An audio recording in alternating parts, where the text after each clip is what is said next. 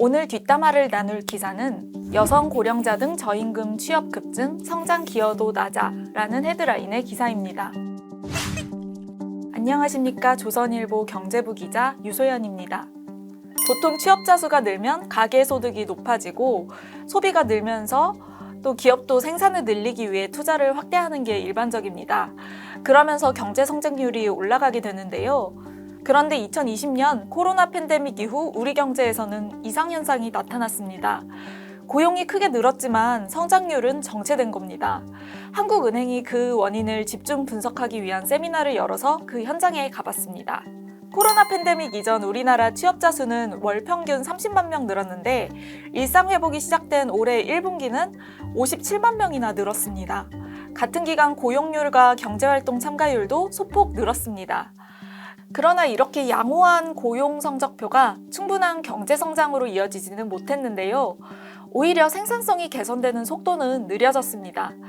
GDP를 총 노동시간으로 나눈 노동 생산성은 코로나 이전엔 우리나라는 연평균 2.45% 증가했는데 그 이후에는 1.7%로 증가율이 떨어졌습니다. 같은 기간 미국이 0.38%에서 1.25%로 오른 것과는 대조적입니다. 실제로 우리나라 GDP와 취업자 간 상관계수는 미국이나 유럽연합보다 낮았는데요.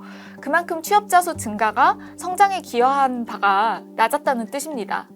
고용이 주로 어느 계층에서 늘어났는지부터 살펴봐야 되는데요. 우리나라의 경우 60세 이상 고령층하고 여성 주도로 취업이 늘었습니다. 그러면서 고용 지표는 좋아졌지만 고용의 질은 떨어지게 된 건데요. 특히 노인 돌봄이나 간병 등 공공 일자리를 중심으로 여성 고령층 일자리가 늘었습니다.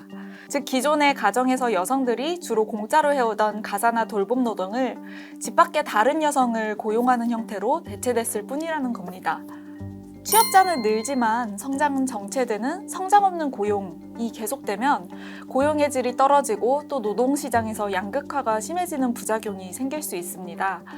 결국 우리나라 취업자 수가 대폭 늘어난 건 여성, 고령 일자리 증가 때문인데 문제는 이러한 일자리의 질이 좋지 않다는 겁니다. 먼저 이러한 일자리들은 저임금이고요. 둘째로 시간제, 비정규직 형태가 많습니다. 실제로 일평균 근로시간은 2017년 8.4시간에서 작년 8.2시간으로 줄었고 시간제 근로자 비율은 2019년 19.8%에서 작년 28%로 뛰었습니다. 또 마지막으로 이런 일자리는 과거 무급 노동이었던 것이 외부인을 돈 주고 고용하는 형태로 바뀌었을 뿐 경제적 부가가치 창출은 되지 않는다라는 지적이 있습니다. 미국 같은 경우는 고용이 늘어나면 성장률이 높아질 뿐만 아니라 물가도 같이 오르는 현상이 자주 나타납니다. 그러나 우리나라에서는 고용이 물가에 미치는 영향이 그다지 크지 않습니다. 제조업 중심으로 노동 수요가 크게 늘었기 때문인데요. 서비스업은 원가에서 인건비가 차지하는 비중이 높기 때문에 임금이 오르면 가격이 뛰는 경향이 제조업보다 강합니다. 이게 곧 인플레이션 압력으로 이어지는데요. 그런데 우리나라는 서비스업 고용 비율이 낮기 때문에 미국보다 인플레이션 압력이 약하다는 겁니다. 이날 현장에서 세미나에 참가한 연구원의 분석이 재밌었는데요. 우리처럼 딸이나 며느리가 아이를 낳으면 할머니가 돌봐주는 문화가 있는 남미 지역 같은 경우에 일하는 고령 여성이 가정 내 돌봄에 투입되면서 오히려 55세 이상 경제활동 참가율이 낮아졌다고 합니다. 우리나라도 그런 트레이드 오프, 즉 상쇄 효과가 있는지 살펴볼 필요가 있다고 하는데요. 가사나 돌봄 노동이 외주화되면서 고령 여성 일자리가 늘지만 또 한편으로는 손주 봐주느라 고령 여성의 취업이 막힐 수도 있다는 뜻이죠.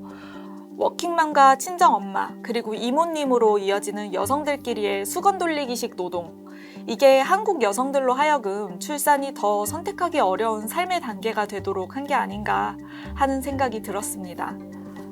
지금까지 조선일보 경제부 기자 유소연이었습니다.